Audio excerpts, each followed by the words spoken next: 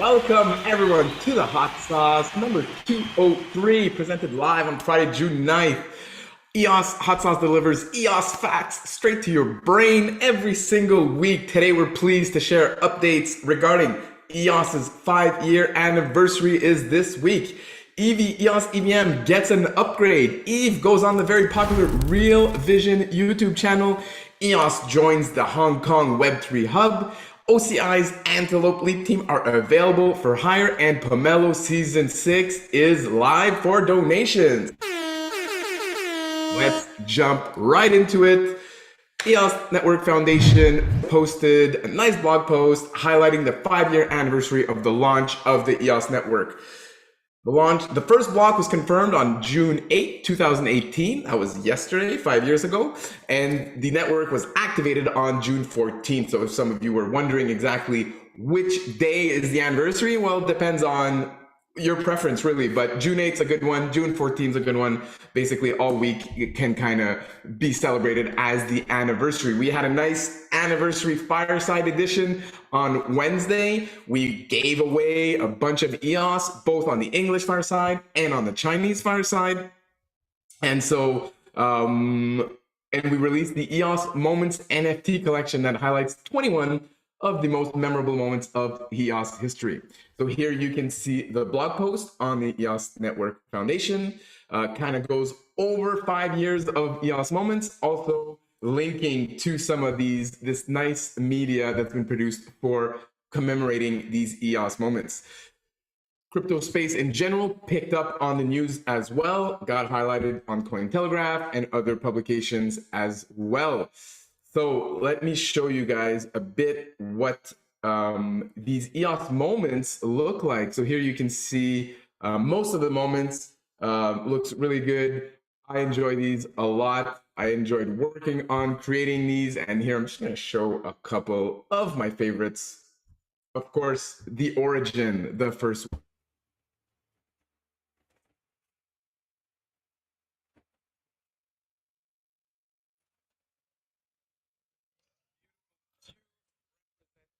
The Genesis block with the chestahedron to get inside of that cube. Very nice, very nice art. Here we've got IBC that was released in January 2023.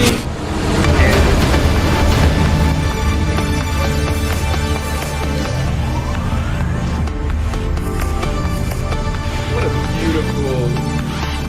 beautiful 3D Antelope. I really like this one.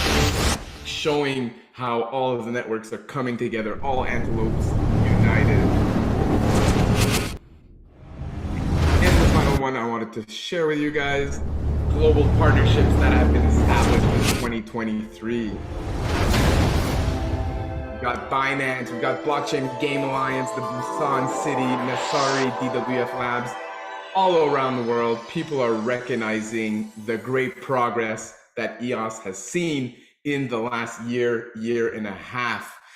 Some of that progress, of course, involves the EOS EVM, which was launched not even 2 months ago.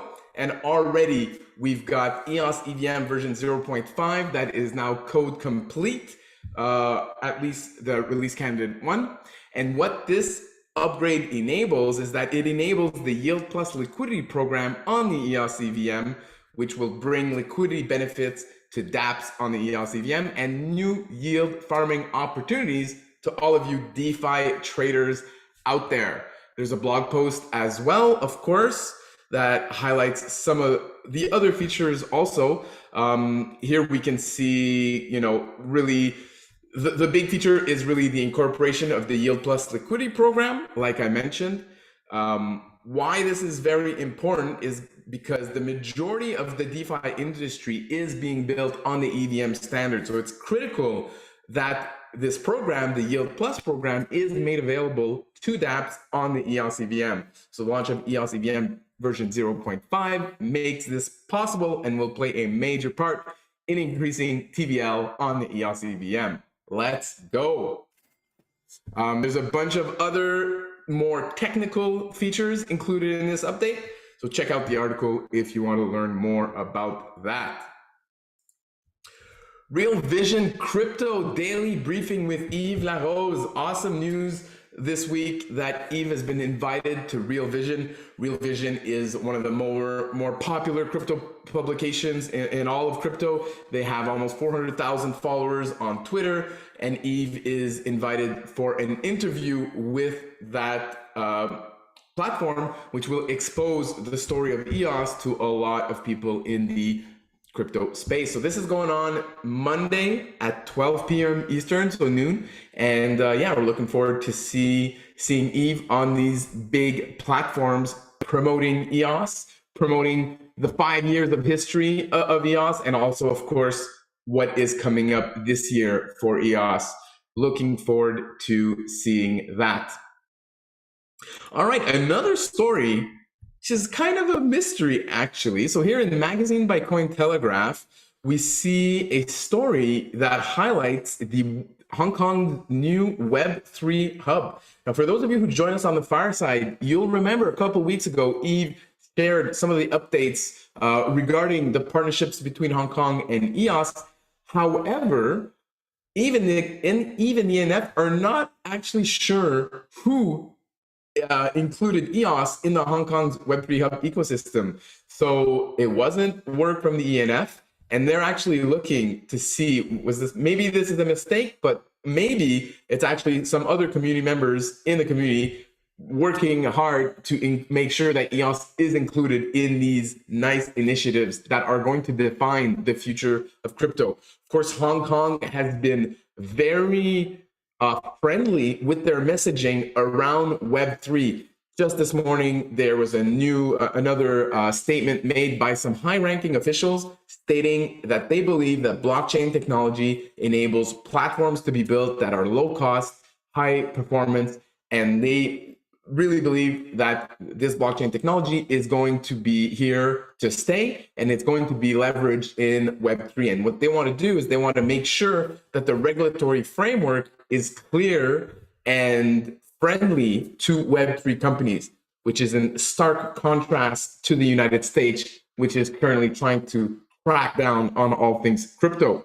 So anyways, good news out of Hong Kong for crypto in general. Good news for EOS in terms of this Hong Kong Web3 hub ecosystem. And if you know who made this happen, let us know. We're very curious. All right, moving on to our next story here. It's about OCI. So those of you who aren't familiar, OCI is an independent company that offers developer services to a variety of other companies. Block One had hired OCI early on in the history of EOS to help them develop the core software. So a lot of the core software was built by engineers in OCI.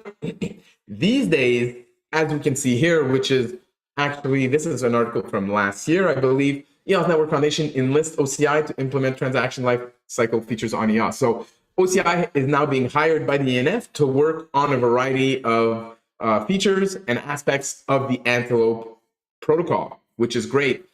We had Phil Mesnier, one of the OCI representatives, join us on the fireside this week, and he shared that these devs are currently available for hire for teams in the Antelope ecosystem that may want some help from some of the most elite developers in the space. So usually these devs are very busy. They're always kind of working on something, but it sounds like right now there's a little gap in which these devs are available to the community. If you're building a project, or if you're thinking of building a project, maybe you want some consulting, maybe you want to brainstorm ideas with some of the best devs in the space, that is available to you now. So reach out to Phil Mesnier on Discord, or you can contact DNF. They have contacts, of course, or contact OCI directly. Very interesting. All right. Wrapping up the show today, Pomelo Grants Season 6 donations are live since a couple days ago. Of course, we've got 4 pools, bunch of grants that have been approved. Great to see. Bunch of donations already coming in. That's awesome. That's going to keep going for another 2.5 weeks. That's right. Grant applications are still open for another week and a half or so. So it's definitely not too late to get your grants in there if you haven't done so already. There's been a lot of questions actually about these pools. Some of the grant creators are wondering, hey, where do I apply for which pool? Does my grant fit in? Or, how does that work? So definitely join us on Telegram. We're there to help you out, explain, answer your questions. We love doing that. We love seeing the community engage. And we love it when you guys ask your questions in the public chats. That way we can answer you guys and everyone in the community can level up their knowledge base. One tip that I would give you grant creators, if you're not sure where your grant fits in, for example, you're developing open source code for the Antelope blockchain protocol, well, that can certainly fit in the Everything EOS pool, and it probably fits in the Telos pool as well. So I would encourage you to write your grant. Let's say you apply for the Everything EOS pool. That's great. You send it in. Take that grant, copy it, change it, and highlight how the Telos community could benefit from your grant, and then send that over to the Telos pool. And maybe you think there's a gamifying angle in your project, but you're not sure. Write your grant again, modify it for GameFi, highlight how your product or public good would benefit GameFi, and send it in to the Pomelo team.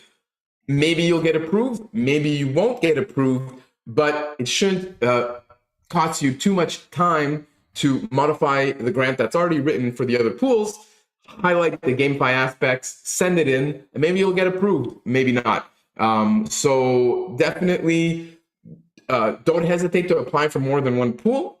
Each grant creator can submit 3 grants per season, and so you can either submit different grants for completely different products, or perhaps the same product, but custom tailored to the Everything EOS pool, to the Telos pool, and potentially to the EOS GameFi pool.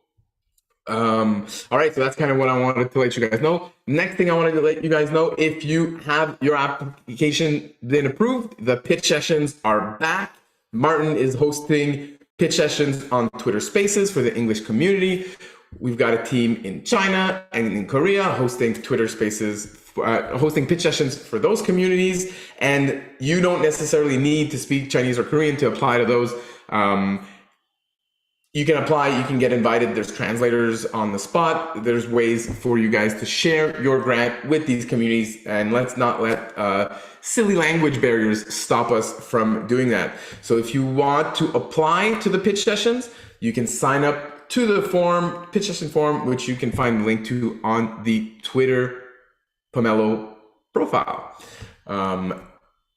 One more pitch session that is not included in this form, you don't need to sign up for it, is the Fireside Rapid Fire pitch session that is going on June 21st. So not this Wednesday coming up, but the one after that, 30-second slots. Anyone who has a grant approved, join the Fireside, share a quick pitch about your grant to the community. That was a great success last season. I think the community really enjoyed it.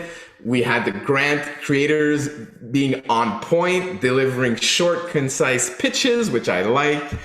Aaron delivered a 3-word pitch in 2 seconds. Let's see if he can beat that record this time around.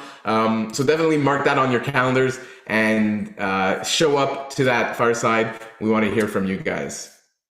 All right, that's going to wrap it up for this week on the EOS Hot Sauce. And until next week, let's go hang out at EDC.